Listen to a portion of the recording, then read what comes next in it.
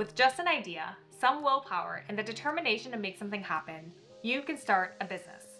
The 0 to 1 of starting a business is probably one of the most exciting things that you can do in your life. But you might be wondering, where do I even begin? What is that step 1? I started my first business when I was 26, and I made a ton of mistakes. I hit some potholes, had to figure things out on the fly. So I'm making this video as an overview of what I would do if I had to start over today. I'll break up this video into 3 main sections, beginning with how to come up with great business ideas. And then we'll move on to the things you never want to overlook. And then last, how to succeed. Whether you're looking to create a tech startup, a side hustle business, or you're a solopreneur, this video is for you. So how do you come up with great business concepts? Well, there's a few great ways to approach this. 1, finding a problem to solve. 2, improving on something that already exists. Or 3, monetizing something you love. Let me give you some examples. When I think of solution-based companies, I think of something like Slack, who solve the problem of inefficient communication within teams, especially in remote or asynchronous work setups. Or something like Square, who solve the challenge small businesses had with traditional payment processing. When you're solving a problem, target areas that you've noticed gaps in offerings or where there's a lot of customer dissatisfaction. Or maybe it's something that you've personally faced. You can create a business around a valuable solution that you know there's an audience for. What about improving something that already exists? An example of this would be Lyft, who entered the ride-sharing market after Uber's proof of concept. Or we can look at Bumble, who became a prominent online dating app not long after the widespread popularity of Tinder, but took a slightly different approach. If something's already working, maybe you don't need to recreate the wheel. You know the market's there, so just approach it from a different angle. Now, what about monetizing something you love? Let's say you love beer. You can look into starting a craft brewery. Or if you love ceramics, launching a ceramics course. There are lots of ways to take something that you're good at and are passionate about and making it profitable for you. So let's say you have a whole bunch of business ideas. Do you just pick your favorite and run with it? No. Not all business ideas, even if they follow the approaches I mentioned, are good business ideas.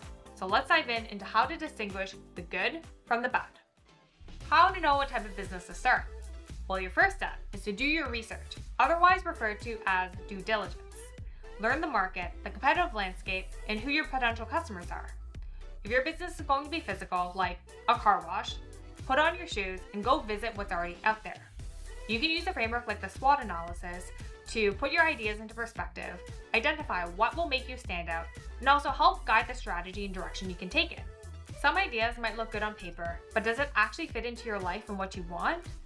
You can ask yourself things like, what are you good at that others find difficult? What do you hate doing? How much money do you have to put into this? How much time do you have to spend on it? Do you need a team? What's your exit strategy? Let's say you found that great idea that you want to pursue. Awesome, but now what? This is probably the biggest hurdle that people face when starting a company.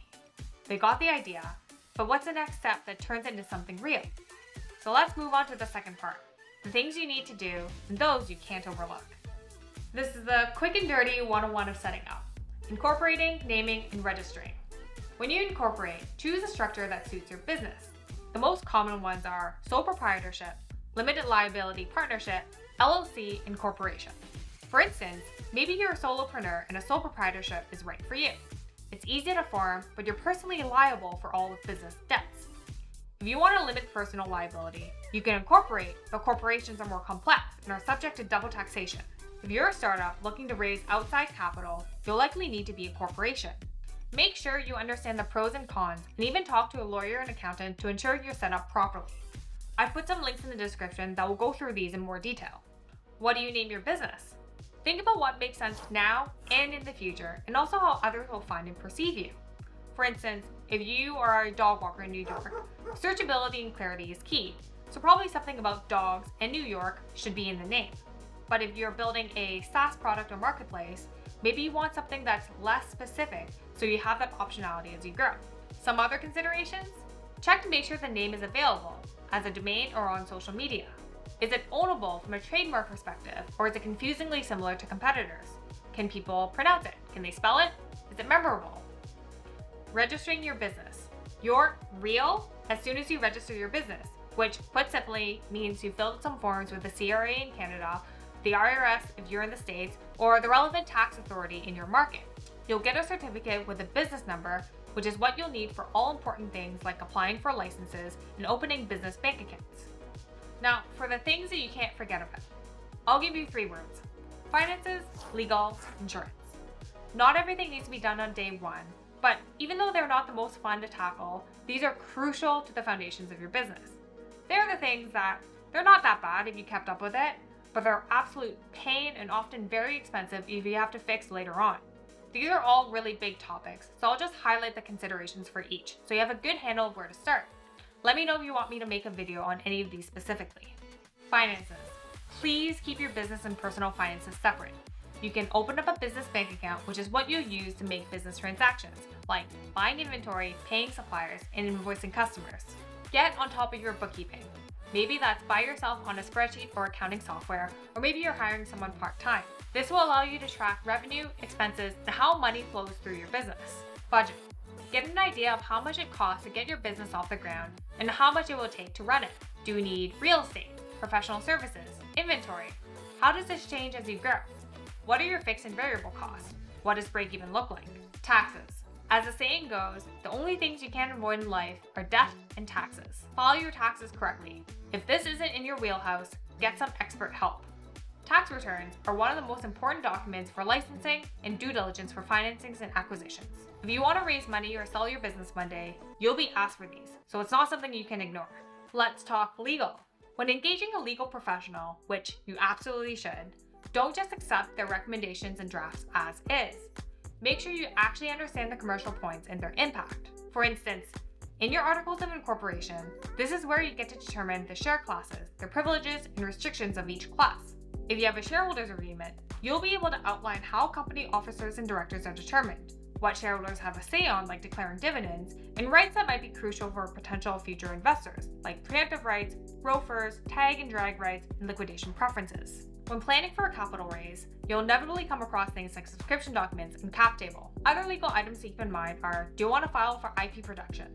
Do you want to have standard NDA or employment agreements on hand? If so, what do they look like? Let's talk about insurance.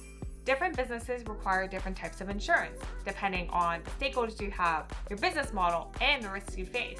For instance, if you're a startup with a board and management, you should look into D&O insurance. If you're a brick-and-mortar retailer and lease real estate, your landlord will likely require property insurance. If you sell product, you should look into product liability insurance. If you have employees, you might need worker compensation insurance. Talk to an insurance agent to determine what coverage is appropriate for you. And remember, just like for your car, shop around for coverage options and also for the best rates.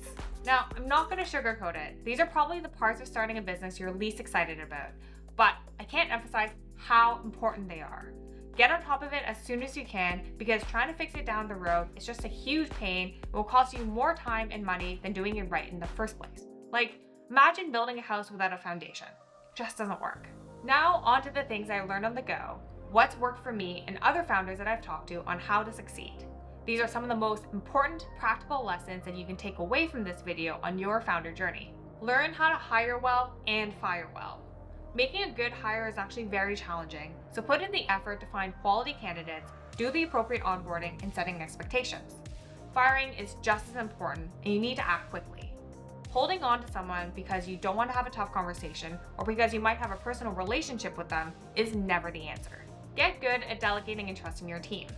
If you're like me, it's really hard to trust and let go of work to others, but I've learned the hard way, you can't do everything yourself.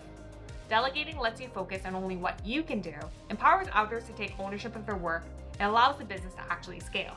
You gotta stay focused. You're gonna be pulled in a million different directions, and everything's gonna seem important. There are gonna be new opportunities, partners knocking at your door, or new markets to expand to. But don't get distracted. You have to be clear on what you're working towards, prioritize, and then execute with discipline. Get feedback and act on it. Feedback is powerful information for you, so talk to your team and customers to figure out what's working and what's not. Set your ego aside, easier said than done, and be open to iterating and improving. Nurture your relationships.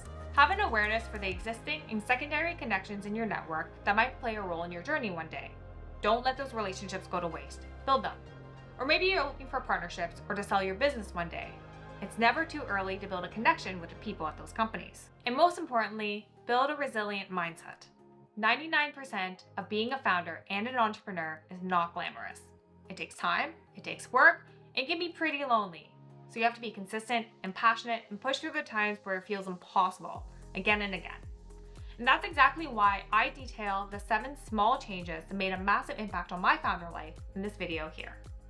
That's it for me today. Let me know in the comments what you're building and where you are in your journey.